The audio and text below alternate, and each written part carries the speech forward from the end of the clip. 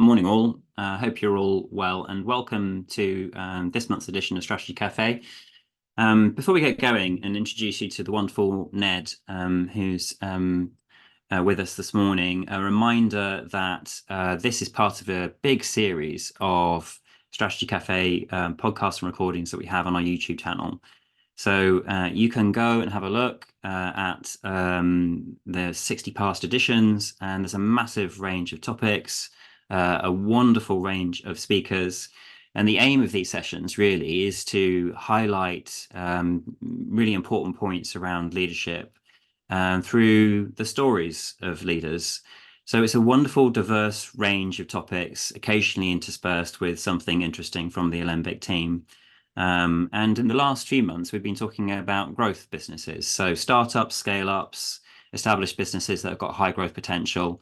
I think it's a very interesting topic, and it's going to be wonderful to talk to Ned Cummings from Nurole in just a second about how his firm has really engaged with transforming the way boards are constructed for founders on that growth journey. And then, coming up, we've got another session on search.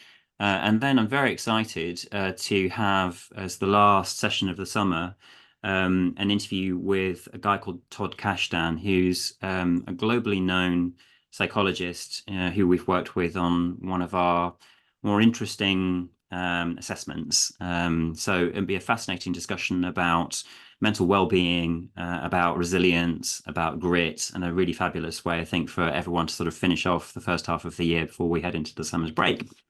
So that's enough from me. Delighted to welcome you, Ned. Hello. Very nice to have you on the session this morning. Thank you very much, Nick. Delighted to be here. So tell everyone a little bit about you. So I am the Chief Revenue Officer at Nurole. At Nurole, we specialise in placing non-execs and chairs across all organisations.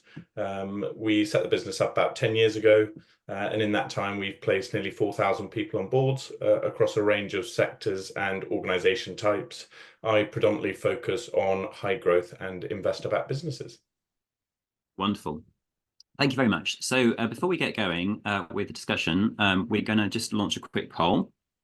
Maybe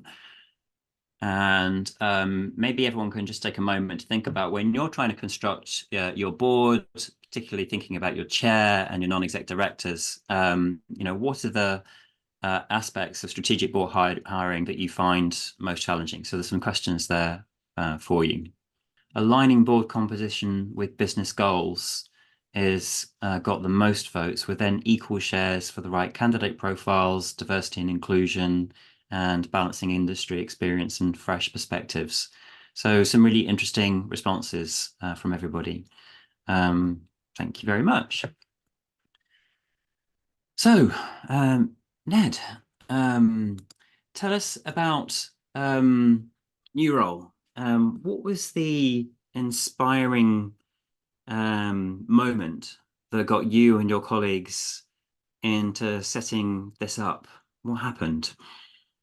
So, funnily enough, it was on a corporate social responsibility day where one of our founders was painting a fence, and they'd been a headhunter for 30 years and just thought, they were desperate to sort of give back, but felt like it was a very inefficient use of their talents.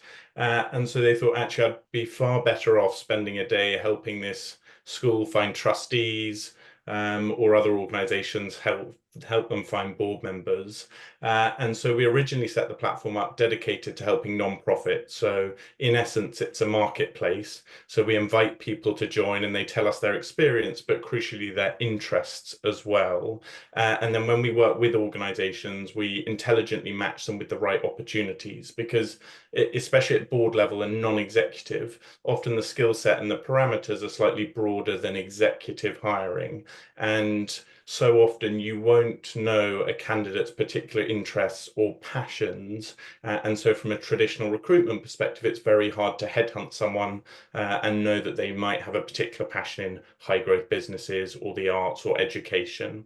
And so our model is really built on open hiring. It's about empowering people to hear about opportunities and have the ability to put themselves forward rather than what we would call closed hiring, which is really sort of what traditional search is based on. And ultimately you need to be in the sort of traditional black book or rely on that traditional tap on the shoulder. And that in many ways is suboptimal for individuals because they so often don't get to hear about the interesting opportunities until they hear about it in the press. And it's suboptimal for clients because often they're only seeing a fraction of the relevant candidates in the market rather than the best candidates. Superb. So just a very different angle on it all, starting off from the point of view of actually trying to access people's passions and experience, as opposed to sort of deciding on a list of candidates. And there is a bit of a merry-go-round, so maybe we should unpack that a little bit. I feel like it's a good comment to make. It's quite a tough thing to talk about, really, but there is a bit of a merry-go-round, particularly for chairs. And it's quite, difficult to sort of break in and change the sort of circuit of chairs. Do you think I'm right? Yeah, absolutely. And the challenge is if you came to me today and said, right, I want a high growth chair with B2B SaaS experience, and I just have my own networks, I would invariably go to the 10, 15, 20 names that I've either placed most recently or have had a cup of coffee with. But the reality is the market is much broader.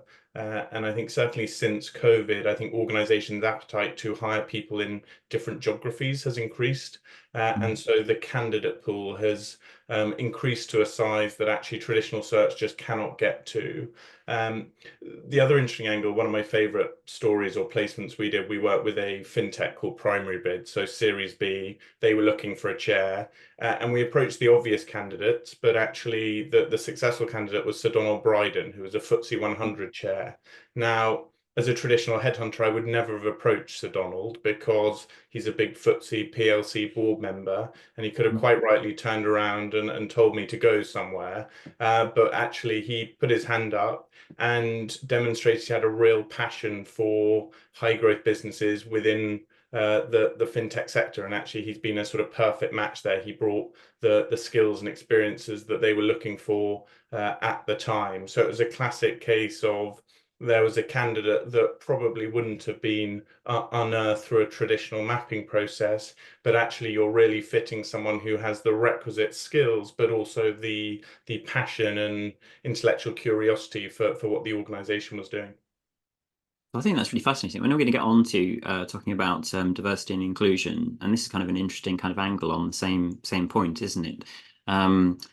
In the sense that by somehow widening your optics, you are allowing applications from places and people that perhaps you wouldn't have gone after. So my sense of that is that I think what you're trying to say is that there might be inherent bias there in a traditional search process.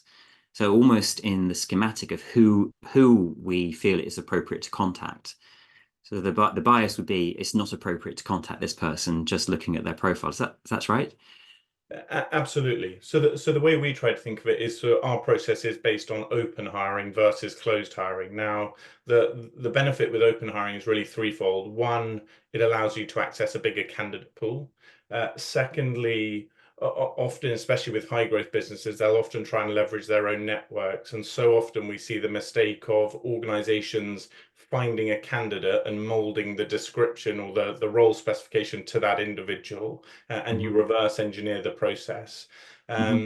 Whereas the benefit of running an open hiring process is it really focuses the decision makers' minds on what are the relevant criteria. How will this individual bring value to the organization? How does it align with the business objectives? And actually, if you do that up front, it then allows you to have objective criteria during the interview process to avoid any sort of bias. You can be really structured in your assessment of candidates.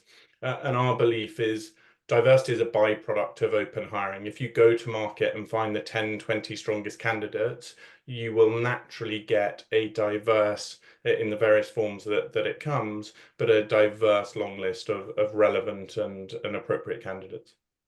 And I guess therefore you're sort of from a process point of view, you're relying on your database, which I think people subscribe they subscribe to. They sort of self promote into the. You'll have to just use the right words for me. Do you want to pick it up and describe that Yeah, properly? absolutely. So we invite people to join. It's completely confidential. So this is not a LinkedIn where they have a public profile. And actually, if you look at a lot of the very senior board members, they often don't have public profiles because they get inundated by unsolicited approaches. So for us, confidentiality is absolutely critical. The other aspect is it's absolutely free. So our belief is the best candidates aren't going to be prepared to pay to hear about roles. And then thirdly, they tell us as much as they can about not only their experience, but also their interests. And so we use that information and data set to match them with the most relevant board opportunities that we work on. So there's some kind of matching algorithm going on between board opportunities and the stated kind of passions of the candidates. Exactly. So I guess that, therefore the process that you're relying on that process to create openness in who's applying within your internal network. And is that the only way that you go to find candidates through your internal algorithm? So we attract candidates through three key channels. One is that immediate matching. So typically we will match the strongest 300 most relevant candidates for a particular opportunity. The second channel is we actually ask that community to recommend individuals. Traditional search would call this sourcing, and it's a very, very valuable way of finding candidates. For us, we're able to do that at a scale of hundreds rather than in a traditional search, you typically approach somewhere between maybe 30 and 100 candidates.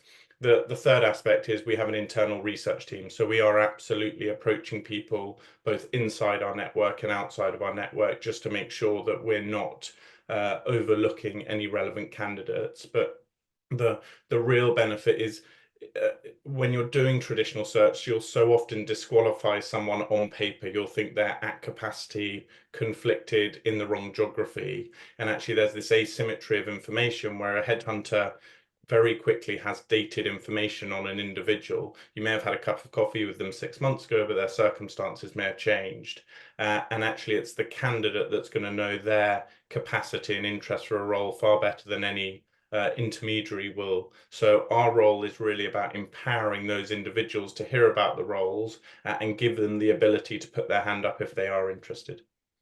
Yeah, okay. I mean, I want to ask the contrarian questions. I guess that the traditional search firm that doesn't have the Nurole algorithm would still be deeply interested in passions and experiences.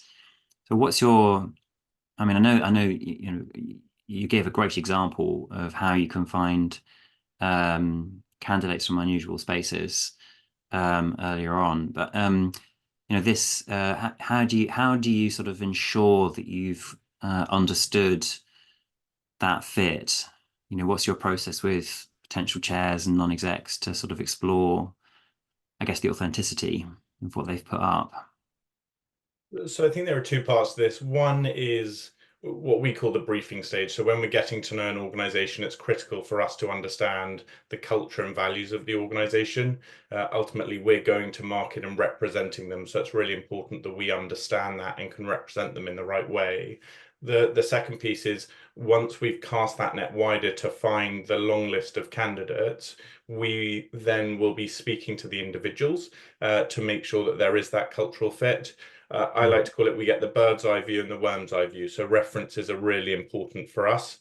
So when we present candidates to clients, we're not just giving them a list of 20 CVs. We'll actually give them a covering letter written by the candidate, which is incredibly powerful. Probably on a weekly basis, I have clients saying, wow, I love the way Nick put his application forward. He's really understood our business, and I get a real sense of what he's like and his style. And then we supplement that with a reference. I would far rather speak to someone who sat on a board with you for 3 to 5 years than have a cup of coffee with you, because ultimately these board members are very successful in their own right. They know how to present themselves. They're always going to come across well in a 30-minute cup of coffee. What you really want to do is get that bird's eye and the worm's eye view, people that have worked with them and for them, to get a real sense of what their style is like, how they handle conflict, what their communication style is like.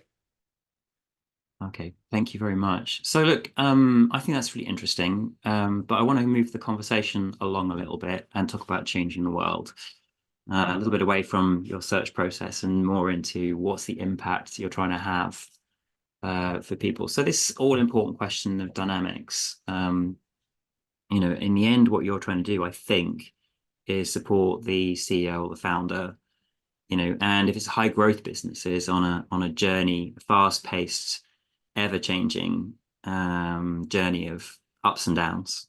Every day is a challenge in a high growth business. And the chair is incredibly important, and the non-execs are incredibly important.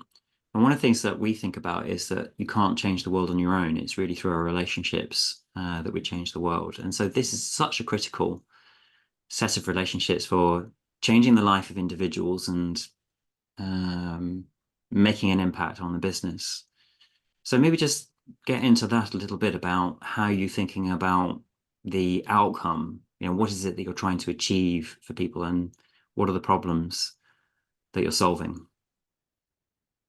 So someone once told me that the time invested on your board should be the highest return on time invested you spend anywhere in the business. And so getting the structure right is absolutely critical. And I think there was a recent Sifted article that cited, I think 44% of founders didn't get value from their boards. And often it is a necessary evil rather than a sort of value add for founders. So I think there are lots of reasons for that. I think, especially if you look at the investor-backed journey that a lot of these businesses go on, that they often get inflated boards with lots of investor directors. And so often it doesn't have the right dynamic there. You often have investors who, to some degree, are conflicted. They have a duty of responsibility to their fund, but they also have a fiduciary responsibility to the organization. And this is really where we see the role of the independent chair being critical. And it's not just about managing the board and making sure that the time together is effective, but it's also the work that goes on between those board meetings. It's the stakeholder management, it's giving the CEO support at the right times, giving them air cover.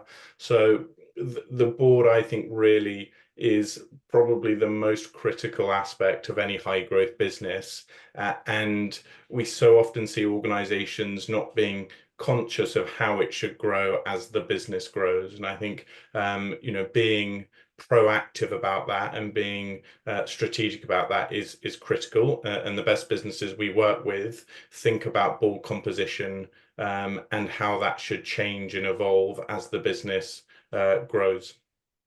You've alluded there to a few things that are qualities you're looking for in a chair, but I'm interested in a bit of the context. So what are I guess maybe you can share a little bit. What are the sorts of businesses that you're placing chairs for, Ned? And then also, how many times is it like, it's just we need a chair as opposed to things are not right and we've got a problem to solve? What's the mix? So last year we placed, I think, nearly 800 people on boards. So it's a whole range of organizations. Often there are some trigger points around when they need a chair, and typically it's a new investor coming in, and as part of the term sheet there is a requirement there, and that in itself brings a set of dynamics, because actually the investor quite often will want someone they know or are familiar with, and the founders or the executive team are nervous around having someone who's too close to the investors. You ultimately want someone who is truly independent. The best organizations we work with are sort of proactive about this rather than reactive. It takes time to find the right chair, typically somewhere between 10 and 12 weeks. And so going through that thought process around what do we really need, what does good look like, how will we measure their success, it is really, really critical. And then running a proper process. So often we see founders meet someone, and as I alluded to earlier, almost reverse engineer the role specification to meet that individual. Now, they may be a good individual. The chances are there's probably a better candidate out there. And ultimately, the impact that certainly a chair can have on a business, it is huge. So the difference between great versus good in the long run has a material impact on the outcome and success of the business. And what about the non-exec component then? How do you see that fitting with the this role of finding the right chair? What's the difference? So typically we see non-execs have a different skill set. So either they will bring industry experience, but the role of non-exec is typically we see working more closely with the executive team. So they may work specifically with certain functions, whereas the chair normally works very closely with the CEO and the sort of the broader stakeholder management piece. The vast majority of high growth organizations want chairs with previous chair experience, just because it is a sort of unique skill set in terms of managing investors, many of who might be on different time horizons and want different things from the organization. So there typically is quite a different skill set between what the chair brings and what the non-executive brings. So what would how would you'd be engaging with the investors, I'm reading, but then also with the CEO, and then just sort of working out what the right match is for a particular client, whether obviously a chair and then whether there's an NED in addition to that. Correct. So our advice would always be have an independent chair first and foremost. That should be your first hire. Uh, we often see founders taking on that role of chair. The challenge there is they end up trying to wear two hats in those meetings, and that becomes challenging.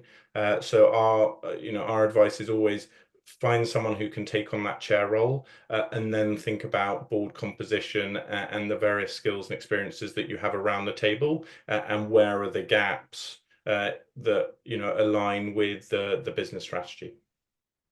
But tell me a little bit about bad chairing. Gosh, how long have you got?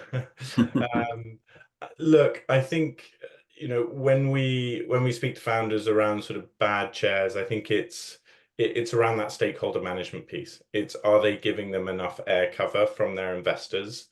Are they really reading the board packs? And are they being supportive enough to the CEO and founder? How do they manage conflict? And then the third piece is just around, the role of a chair is not to run the business. And so it's about supporting and being a sort of critical friend to the CEO, but critically their role is non-executive. And occasionally we see chairs creeping into what you might call sort of executive territory. So just being really clear on where their roles and responsibilities start and end. I guess, I mean, so my point of view on that is as soon as you start to creep into executive, you start to lose independence because the terminology we would be using is you're slightly going native. So you're getting too close up to a day to day, and therefore you can't have that, you can't maintain that neutral helicopter view of things, which is, I think is just essential for that supportive role for the CEO. Interesting. And then, what are you looking for then for managing conflict and stakeholder management? What are the key qualities?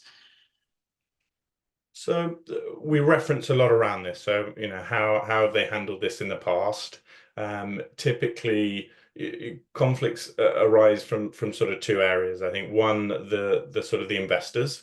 And you can see the challenge arising that if you've got a seed investor, a Series A investor, and a Series B investor all sat around the board table, they've all got different levels of ambition for the organization. The most recent investor is going to have a certain set of objectives and milestones for the business to hit, whereas the seed investor might have a slightly different outlook.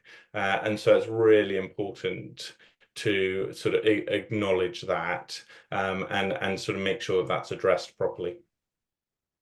Okay, very good. So, everybody listening, you're welcome to ask Ned questions about your investees or your businesses, around issues you've got on the board, about these non-executive and chair roles. So feel free to put some comments into the chat, and I'll pick up your questions and ask Ned to sort of have a think about how Nurole would respond to that. So thanks, John. John Hart saying, we work a lot with boards and hear a lot of candidate feedback, even though we don't do any recruitment. How do you and your colleagues ensure that candidate experience is not one feeling like search fodder? Great question. Candidly, it's one of the challenges of running the process that we do on open hiring. We make it a democratized process. What I often tell candidates is hopefully the benefit is you get to hear about more opportunities. The quid pro quo here is it's often more competitive. For us, we've invested a lot recently over the last 12 to 18 months building out our advisory piece. So we really try and give each candidate constructive feedback. Candidly, what we've learned is, some people like the feedback, other people would prefer just a simple sort of yes or no, but it's a really important part for us. What we try and do is, because we're running structured processes, we're very clear on what the criteria is for any given search. And so when we're giving candidates feedback, we can be, very explicit around where their relative strengths and weaknesses were. Although I suspect everyone on this call will recognize that the parameters of a search can change as it goes on. And so often what you were looking for at the beginning of the search, there may be some flex as the organization starts to meet candidates, or fundamentally during the process of the search, business strategies can change. And that does make it difficult. And no one likes being rejected. So we spend a lot of time trying to improve that experience and making it a sort of constructive and valuable sort of feedback process for them. John, does that answer your question? While John's posting up, Mary is asking, how do you tackle the particular nuances of the board in a family firm? Yeah, so we've done a bit in this space, Nick. I suspect you're more of an expert than I am. I think from my perspective, it's around understanding the dynamics. In many ways, the sort of the fundamentals are the same. It's what are the dynamics of the board, what is the business strategy, and then being really structured in understanding what good looks like. Clearly, stakeholder management has its nuances in family businesses, and I don't think any two businesses are the same in that respect. So look, they're a different sort of hire. Often they look for people with prior experience of working with family businesses. The stakeholder management element, I think, is a different skill set to maybe managing investors, who I think approach things in a slightly different way. But the fundamentals of running a search still remain the same. Hope that gives some answer to your question, Mary. So I'm quite interested in this issue of diversity. I think it's a very challenging one, and like I've got lots of connections and friends who finding the D&I process here really challenging from every angle. Finding it much harder to get opportunities, and maybe not finding the right range of candidates as well. And I think placing these positions is incredibly hard. There's not that many people. If you're thinking about a chair, for example, for a particular business, there's probably not that many people out there who are available and a really good fit. You're talking about a handful of people, really. So It's very hard, I think. And you had this really nice way of talking about this in terms of cognitive diversity. So what did you mean by that, Ned? So diversity comes in many forms, and historically there have been obvious ones such as gender, ethnic diversity. We're now seeing socioeconomic, but ultimately there is a very long list of the way that diversity can be brought to a board. And I think ultimately when we talk to organizations, it's about cognitive diversity.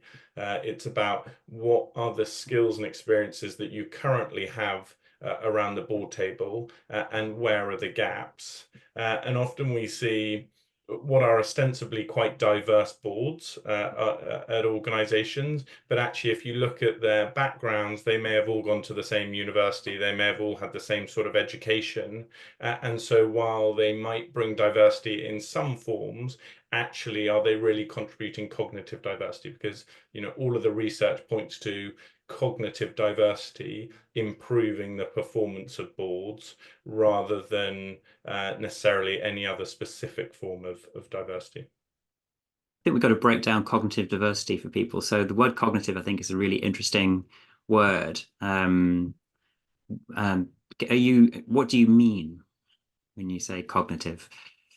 So we'll often look at the composition of the board. So it might be socioeconomic, it could be geographic, it could be industry. But when you look at all the individuals sat around the board table, what are the skills and experiences that they bring? And what you're looking to do is identify gaps in terms of the board skills and experiences, and compare that against the business strategy. And so it may be understanding your customer base, or it may be understanding internationalization. There could be a whole host of things that you may be looking for, rather than just focusing on, for example, a protected characteristic because there's a need to improve diversity. Cognitive diversity is around the mindset and the skills and experiences that you're bringing to that board, and how it fits in with the existing board composition. Yeah, so it's a deeper dive, really, isn't it, into people's experience backgrounds. And so that's super interesting. So rather than looking at them from a protected characteristic point of view per se, you're kind of interested in how they, I guess, I'm going to use the word identify, but how they identify through their past experiences, whatever that means, where they have come from in their business experience so far, and sort of bringing a mix of things together. Um, it presumably also includes a variety of approaches. So one of the things that I'm quite interested in the dynamic of boards is moving beyond this idea of getting on. So chemistry isn't just really about getting on. It's also about producing something useful or producing something good. And sometimes the chemistry of a board needs to be hot for a bit. So I really like the idea of positive conflict, or a conflict of ideas, or maybe to use your language, a conflict of different cognitions would be quite good language for it. So the idea of being able to have really profound, robust debates, but drawing on both experience and intuition, I think that kind of thing is really important. How do you get a sense of whether in the end the people that you've placed are good chemistry? So I think there are two parts to this. One, we always encourage organizations to do board reviews. Now they can do this themselves, but actually getting the different voices around the table to give feedback on not only their colleagues, but also the board dynamics. That gives you a real sense of what the culture's like, what different personas you have around the table. The second is, once we've placed a candidate, we talk about sort of after placement care. We will be checking in with the organization to see how the candidate's getting on, and clearly we'll be checking in with the candidate as well, and we do that at 6-month intervals. The other thing we as a business have recently launched is the Nurole community. So this is a community for existing and aspiring board members, and one of the features on there is a almost Reddit style forum. So if you're having a challenge around anything board related, you can put it to the forum and you essentially crowdsource the knowledge of, existing board members. So it may be, how do you deal with a difficult chair, or how do you get a more reserved board member to contribute more to board meetings? And then we can crowdsource ideas from hundreds of existing board members. So we're very aware that our role does not finish once the candidate has been found. In many ways, the most important time is that first 6 to 9 months of them onboarding, and we absolutely support them in that process. And also, I think there's a lot of responsibility on the chair to ensure that any new joiner is onboarded and is able to make a meaningful impact. From time to time, do you actually get, I mean, just out of interest, do you get to a position where clients are coming to you, maybe not a chair that or an NED that you've placed, but it might be where you've done the review, let's say, and that's not enough, and the difficult conversation has to be had. So I guess you're potentially going to crowdsourcing some potential solutions for that. But has that happened? And how do you tackle that? How do you fire a chair? Really difficult question. And actually, it was one that was put to our community. I think the advice that was given was to ensure that there was alignment amongst the rest of the board, Mhm. and then from there take appropriate action. But it's a difficult one. But it ultimately, I think, requires a sort of cohesive effort across the board members. And I think to your point earlier around, the board reviews only surface potential challenges. They certainly don't offer solutions. Yeah, I think you need to understand the problem that has been surfaced, and then decide what the most appropriate sort of course of action is. But it's a very effective tool at surfacing and crowdsourcing ideas and challenges that the board are having, because often people won't feel comfortable raising them at board meetings, for a number of reasons. So having the board review gives everyone around the table an equal voice and the ability to raise concerns. and I mean, I guess just out of interest, when you've seen this happen, what's when you actually, on the odd occasion where it hasn't gone right, and you are needing to take the conversation a little bit further, and have that toughest of conversations with a chair. Um, who typically would do that? Typically CEO. Candidly, I think it's such a critical relationship that if it is breaking down, and the relationship's not working, it's not often that the chair will necessarily want to be there. So I think it's about having those sort of grown-up conversations between either CEO or founder. Often the investor will get involved as well. It slightly depends on what the cap table looks like. Yeah. But it's normally at least CEO and or investor that would be leading those discussions. Yeah, certainly that's been my experience that it's quite tough for the CEO, but they might be they need to be heavily involved, but then the conversation might be led by a lead investor, maybe with someone flying riding shotgun, someone there just to support the conversation, just to help. So somebody else neutral, perhaps an outsider at that point, or maybe one of the non-execs. I But think where I've seen it done best is when organizations are very clear on the objectives of each of the board members. So what yeah, does good look like? How will they measure success? yeah, And that should apply to the chair. And yeah, so fundamentally, if the chair is not working out, it yeah, should be a fairly structured conversation around them not meeting objectives, and they should be held to account just like the executive team or other board members. So I yeah, think you want to avoid subjectivity, but actually if it's grounded in clear data or objectives missed and they're not meeting expectations, it becomes a sort of much easier conversation. And candidly, I'm not sure a chair would want to hang around if they feel like they're not adding value and they haven't met the objectives that were set to them. I think it's such an important point to make, and thanks for the conversation about the toughest of circumstances there for the chair. But you would expect that if you hired the chair in the right way, this would never happen.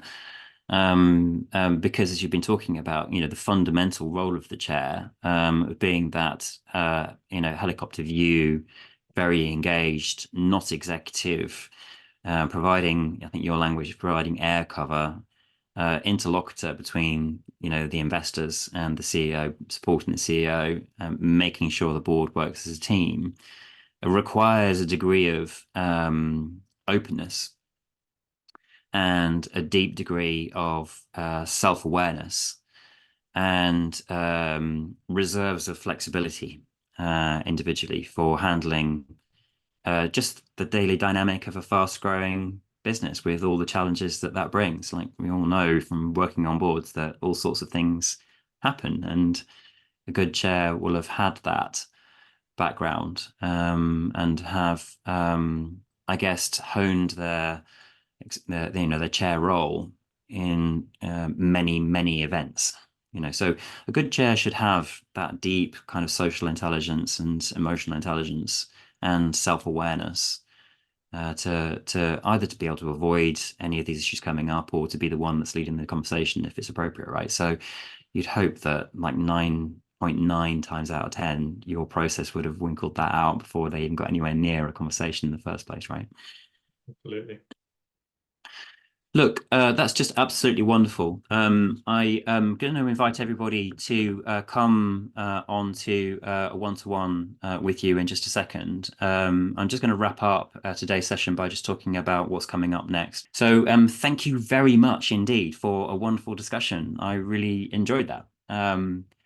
Next time round, we've got James Mitra, and so another angle on search. And James, started up his business a few years back and has become kind of a big voice for mentoring for people coming into roles within business. And again, just a wonderful angle, a different angle, not doing the same thing at all as Nurole.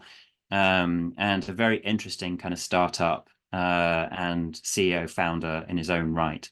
So that's on the 27th of June, 8:30, and then look out for dates for Todd Kashdan, who is a high-profile psychologist, very strongly involved in positive psychology movement, and a really deep dive into a phenomenon called psychological flexibility, which is a foundational capacity for human growth, I would say. So just a very, very interesting conversation about how to access this idea of psychological flexibility within your leadership.